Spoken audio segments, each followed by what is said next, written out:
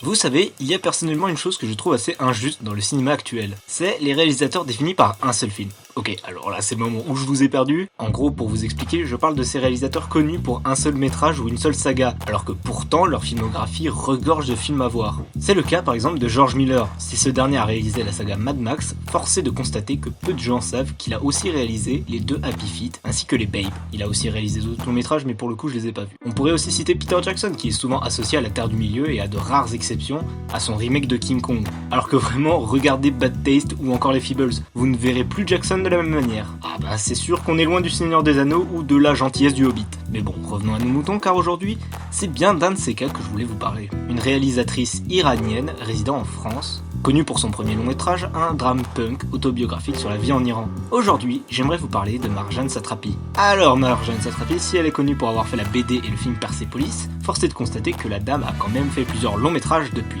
Comme par exemple Poulet aux prunes en 2011, La Banderotas en 2012, ou même encore Radioactive en 2020. Mais pour le coup, ce n'est d'aucun de ceux-là qu'on va parler parce que je les ai pas vus. Non, celui dont je vais vous parler est assurément mon film préféré de la réalisatrice, un récit entre le thriller, la romance et la comédie. Bref, vous qui êtes en confinement, installez-vous confortablement, n'écoutez pas votre tortue grise, aujourd'hui on parle de The Voices. As a girl, I like her. Jerry. Hey, Fiona. Hey. Oh, Bosco, what a day, what a day! I wish you could have been there. Did you fuck the bitch? Do you ever hear voices? Voices? No.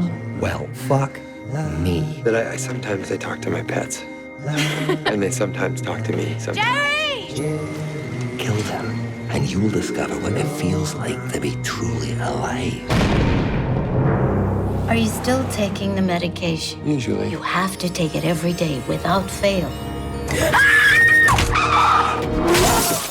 Donc The Voices est un film sorti en 2015 réalisé par Marjane Satrapi, première insertion de la réalisatrice dans le cinéma américain.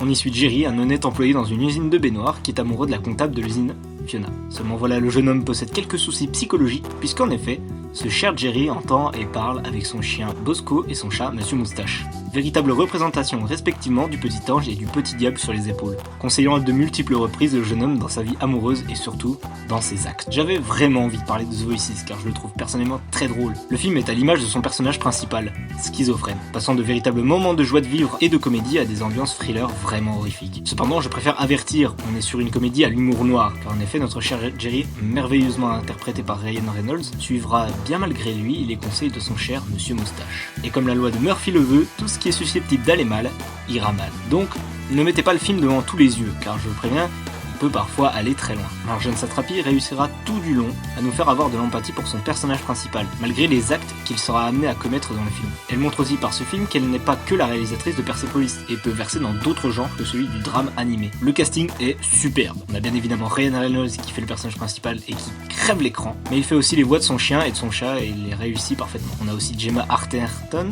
qu'on a pu voir dans le remake du Choc des Titans, ou encore on a la sublime Anna Kendrick qui a joué dans beaucoup trop de films notables. Vous pourrez trouver le film en location sur Orange, Canal VOD, Bbox VOD, Microsoft, Rakuten TV ou encore YouTube. Sur ce, je vous laisse à votre film et vous dis à bientôt pour de prochaines chroniques. Ciao! I try to be a good man, I want to be a good man. You know, Mr. Whiskers, he makes me do bad. The grisly discovery Tuesday near Milton of an unidentified female stabbing victim has local police on the hunt for a serial killer. That's you, Jerry. Can I have an autograph? Fiona! He asked me to do it! Welcome to my world, Jerry. I don't want to be a part of your world. You're already there.